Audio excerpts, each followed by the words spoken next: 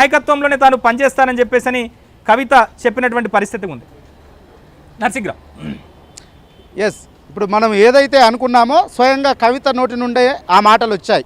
అంటే తాను కేసీఆర్కి మాత్రమే విధేయురాలని, కేటీఆర్కి నాయకత్వంలో పనిచేయడానికి తాను సిద్ధంగా లేను అనేటువంటి మాటనైతే స్పష్టంగా ఆవిడ నోటి నుండే చెప్పేసింది. అంటే దీన్ని బట్టి అర్థమవుతుంది బీఆర్ఎస్ పార్టీలో కవిత జైలు నుంచి బయటకు వచ్చిన తర్వాత ఎప్పుడైతే సీఎం అనేటువంటి నినాదాలు స్టార్ట్ అయ్యాయో ఆ తర్వాత నుంచి కవితను కుటుంబం పక్కన పెట్టింది అనేటువంటిది స్పష్టంగా అర్థమవుతుంది. పొలిటికల్గా ఆమెను రాజకీయంగా ప్రాధాన్యత తగ్గించేందుకు, పొలిటికల్గా ఆమెను డ్యామేజ్ చేసేందుకు సొంత పార్టీ నేతలే కుట్రలు చేస్తున్నారు అనేటువంటి మాటను స్వయంగా ఆమె చెప్పారు. సో ఈ మాటలన్నింటినీ బట్టి, ఈ మాటలు ఇన్ని మాటలు ఆమె అన్నదంటే ఆమె లోపల ఇంకా ఎంత హ్యూమిలేషన్కి గురై ఇంకా దాంట్లో తాను మనుగడ సాగించలేను అనేటువంటి ఒక నిర్ణయానికి వచ్చిన తర్వాతనే ఈ విధమైనటువంటి మాటలు మాట్లాడుతున్నారు. ఆమె తాడో పేడో తెలుసుకోవడానికి సిద్ధమయ్యారు. ఆమె స్వతహాగా సొంతంగా అడుగులు వేయడానికి సిద్ధమయ్యారు. బీజేపీతో కలిసి నడవాలని చెప్పి పార్టీ అధినాయకత్వం పనిచేస్తూ ఉంది, ప్రయత్నాలు చేస్తూ ఉంది. దాన్ని తాను విభేదిస్తున్నాను అనేటువంటి మాటను స్పష్టంగా కవిత చెప్పినటువంటి మాటల్లోనే అర్థమవుతూ ఉంది. సో వీటన్నింటినీ విభేదించే తాను బయటికి రావాలని డిసైడ్ అయిపోయింది. సో సొంతంగా రాజకీయ పార్టీ పెట్టుకోవడం అంటే అన్ని ప్రయత్నాలు చేస్తారు. అంటే బీజేపీకి వ్యతిరేకంగా ఆమె దారిలో వెళ్ళాలనుకుంటుంది, కేటీఆర్ నాయకత్వాన్ని వ్యతిరేకిస్తూ వెళ్ళాలనుకుంటుంది. కాబట్టి రాష్ట్రంలో అందుకు ఆల్టర్నేట్గా ఉన్నటువంటి ప్లాట్ఫామ్ల వైపు తాను ఖచ్చితంగా చూస్తుంది అనేటువంటిది మనకు అర్థమవుతా ఉంది. అందులో భాగంగానే ఇక్కడ ఇవన్నీ ఇక పార్టీలో మాట్లాడే లాభం, అందుకే తన ఫోరంలో మాట్లాడుతున్నాను అని చెప్పేసింది. అంటే ఈ మాటను చూస్తే ఇక ఆల్మోస్ట్గా ఆమె మానసికంగా బీఆర్ఎస్ నుంచి బయటికి వచ్చేసినట్టుగానే కనిపిస్తుంది, సిద్ధమైనట్టుగానే కనిపిస్తుంది. ఎస్, ఈ మాటలన్నీ చూస్తే తాను పార్టీలో మాట్లాడి ఏం ప్రయోజనము, తాను అందుకే ఈ ఫోరంలో మాట్లాడుతున్నాను అనేటువంటి మాట ఇప్పుడు కవితే స్వయంగా అన్నారు అనంటే కవితను కంప్లీట్గా బీఆర్ఎస్ పార్టీ పక్కన పెట్టేసింది జైలు నుంచి వచ్చిన తర్వాత. అంటే గతంలో వాస్తవానికి ఒక చర్చ పార్టీలో ఇంటర్నల్గా జరుగుతుండే. అంటే ఈ కవిత చేసినటువంటి కామెంట్స్ని బట్టి చూస్తే అర్థమవుతూ ఉంది. అంటే బీఆర్ఎస్ పార్టీ ఎలక్షన్ల తర్వాత ఇంటర్నల్గా ఒక చర్చ విస్తృతంగా జరుగుతూ ఉండే. పార్టీ ఓడిపోవడానికి కారణాలు విశ్లేషించుకునేటువంటి క్రమంలో కవిత జైలుకు వెళ్ళి రావడం కూడా పార్టీకి నష్టం చేసింది, అది జనాల్లో పార్టీని పలచన చేసింది, దానివల్ల కూడా పార్టీకి నష్టం జరిగింది, ఎన్నికల్లో ఓటమికి అది కూడా ఒక కారణం అనేటువంటి ఒక చర్చ జరిగింది. సో ఆమెను ఫ్రంట్ ఫేస్లో పెడితే పార్టీకి భవిష్యత్తులో కూడా నష్టం ఉంటుంది అనేటువంటి చర్చ పార్టీ ఇంటర్నల్ సర్కిల్స్లో విస్తృతంగా జరుగుతూ ఉండేది. సో దీన్ని బట్టి చూస్తే అర్థమవుతుంది ఏంటంటే నిజంగానే ఇదంతా పార్టీలో నిజంగానే అధినాయకత్వం స్థాయిలో జరిగింది. అందుకే ఆమెను కావాలని పక్కన పెట్టేశారు. అదే సందర్భంలో ఇక కేటీఆర్ని ముందు పెట్టి పార్టీని నడిపించేటువంటి ప్రయత్నాన్ని చేస్తున్నారు. అప్పుడు కవితను కంప్లీట్గా పక్కన పెట్టేశారు.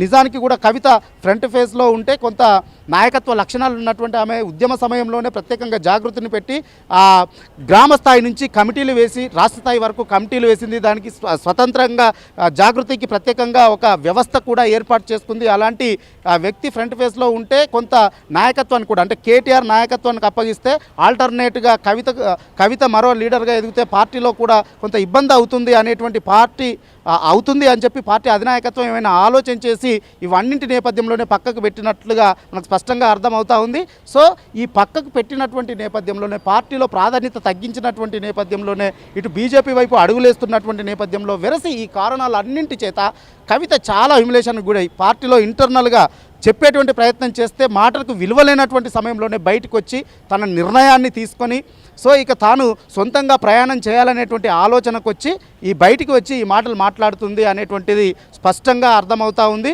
సో పార్టీ నడిపించే పద్ధతి ఇదేనా అని చెప్పేసి కవిత ప్రశ్నించారు. కేసీఆర్ నాయకత్వంలోనే పని చేస్తాను తప్ప ఇంకెవరి నాయకత్వంలోనూ పని చేయను అనేటువంటి మాట కవిత చెప్పారు. అంటే పూర్తిగా పార్టీని నడిపించే పద్ధతి ఇదేనా అనంటే సో పార్టీ ఈ స్థాయికి రావడానికి కారణం ఎవరు అంటూ కూడా ఆమె ప్రశ్నలు సంధించారు. దీని అంతటికి కారణం కేటీఆర్ అనేటువంటి మాటల్ని కవిత చెప్పకనే చెప్పినటువంటి పరిస్థితి కనిపిస్తుంది. మరోవైపు తాను కేసీఆర్ నాయకత్వంలోనే పనిచేస్తానంటూ చెబుతూనే పార్టీని నడిపించే పద్ధతి ఇదా అంటూ కూడా తన అన్నను ఉద్దేశించి ఆమె కీలకమైనటువంటి వ్యాఖ్యలు చేసింది. సో ఈ ఇన్ని పరిణామాలను కనుక చూస్తే బీఆర్ఎస్లో ఉన్నటువంటి నేతల ఆలోచన ఎట్లా ఉండేటువంటి పరిస్థితి. ఎందుకంటే పార్టీని నడిపించేటువంటి కుటుంబంగా చెప్తారు. ఎందుకంటే 4 పిల్లర్స్గా చెప్తారు. కేసీఆర్, కవిత, హరీష్ రావు, సంతోష్ రావు అని చెప్పేసి. సో వాళ్ళ కుటుంబంలోనే ఈ స్థాయి పొరపొచ్చాలు వచ్చి ఇంత బహిరంగంగా వచ్చి మాట్లాడుకుంటుంటే ఇంకా మిగతా నాయకుల పరిస్థితి ఏంటి? పైపెచ్చి ఇప్పుడు ప్రతిపక్ష పార్టీగా ఉంది. ఎస్, ఇప్పుడు వీటిని అన్నింటిని చూస్తే వారసత్వ వారు పీక్ స్టేజ్కి చేరి ఈ పరిణామాలకు దారి తీసింది అనేటువంటిది స్పష్టంగా అర్థమవుతా ఉంది. ఎందుకంటే మీరు ఇంతకుముందు 4 పిల్లర్స్ అన్నారు. ఈ 4 పిల్లర్స్లో ఒక్కొక్క పిల్లర్ని ఏదైతే నాయకత్వానికి ఆల్టర్నేటివ్ అవుతుంది, కాంపిటీషన్ అవుతుందని చెప్పి భావిస్తున్నారో ఆ పిల్లర్స్ను ఒక్కొక్కటిగా పక్కకు తప్పిస్తూ వాటి ప్రాధాన్యత తగ్గిస్తూ వ్యూహాత్మకంగా ముందుకు వెళ్తున్నారు అనేటువంటిది పరిణామాలను బట్టి చూస్తే మీకు అర్థమవుతుంది, మాకు అర్థమవుతుంది, రాజకీయంగా అవగాహన ఉన్నటువంటి ప్రతి ఒక్కరికి కూడా అర్థమవుతుంది. పొలిటికల్ సర్కిల్స్లో దీనిపైన విస్తృతమైనటువంటి చర్చ కూడా జరుగుతుంది. ఇప్పుడు మీరు చెప్పినటువంటి 4 పిల్లర్స్లో అంటే వాస్తవానికి కేటీఆర్ని ఎప్పుడో ముఖ్యమంత్రి చేస్తారంటే చర్చ జరిగింది. ఇక నెక్స్ట్ ఆయనని ముందు పెట్టి పార్టీని నడిపించబోతున్నారంటే చర్చ జరుగుతుంది. అంటే ఆయనకు పార్టీ వారసత్వాన్ని అప్పగించబోతున్నారు అనేటువంటి చర్చ జరుగుతుంది. ఈ నేపథ్యంలో వీరు కవిత విభేదిస్తున్నారు కేటీఆర్ నాయకత్వాన్ని అని చెప్పి ఈ మాటల్ని బట్టి మనకు స్పష్టంగా అర్థమవుతా ఉంది. సో కేటీఆర్ని ఒకవైపేమో కేటీఆర్ని నాయకత్వంలో పార్టీని ముందుకు తీసుకెళ్లడం కోసము ఆయనకి ఎవరైతే కాంపిటీషన్ అవుతారో అనుకుంటున్నారో వారిని అందరినీ కూడా వ్యూహాత్మకంగా ఇటు సోషల్ మీడియా ద్వారా కావచ్చు, పార్టీ ఇంటర్నల్ సర్కిల్స్లో ప్రచారం ద్వారా కావచ్చు కొంచెం తగ్గించేటువంటి ప్రయత్నం చేస్తూ ఉన్నారు. అందులో అవునన్నా కాదన్న అంటే వాస్తవానికి మీరన్న సంతోష్ రావు ఏమో ఎప్పుడు కూడా ఫస్ట్ సీట్ను ఆయన ఎప్పుడు కూడా కోరుకోవట్లేదు కాబట్టి ఆయన వైపు నుంచి ఏ విధమైనటువంటి ప్రమాదం లేదు. అయితే హరీష్ రావు ఉద్యమకాలం నుంచి పార్టీలో ఉన్నారు కాబట్టి ఆయన రంగంలోకి దిగితే పార్టీ ఆయన వైపు మెజార్టీ మొగ్గు చూపేటువంటి ప్రమాదం ఉంటుందని గ్రహించి వ్యూహాత్మకంగా ఆయన విషయంలో కూడా పార్టీ కొంత వ్యూహాత్మకంగా వ్యవహరిస్తూ ఆయన తగ్గించేటువంటి ప్రయత్నం చేస్తుంది. చర్చ రాజకీయాల్లో ఉంది ఇంకా. సో దాంట్లో మరికొన్ని సంచలన కామెంట్స్ కూడా చేసింది. అమెరికా నుంచి తాను హైదరాబాద్లో అడుగు పెట్టేలోపు తన పైన భయంకరమైనటువంటి కుట్రలు జరిగాయని చెప్పారు. అప్పటి వరకు హరీష్ రావు ఇంటికి ఇంతవరకు అంటే పెద్దగా వెళ్ళినటువంటి కేటీఆర్ 2 రోజుల పాటు హరీష్ రావు నివాసానికి వెళ్ళారు. సో పైకి మాత్రం పార్టీకి సంబంధించి ఉద్యోగుల సమస్యల మీద చర్చించేందుకు వెళ్ళానని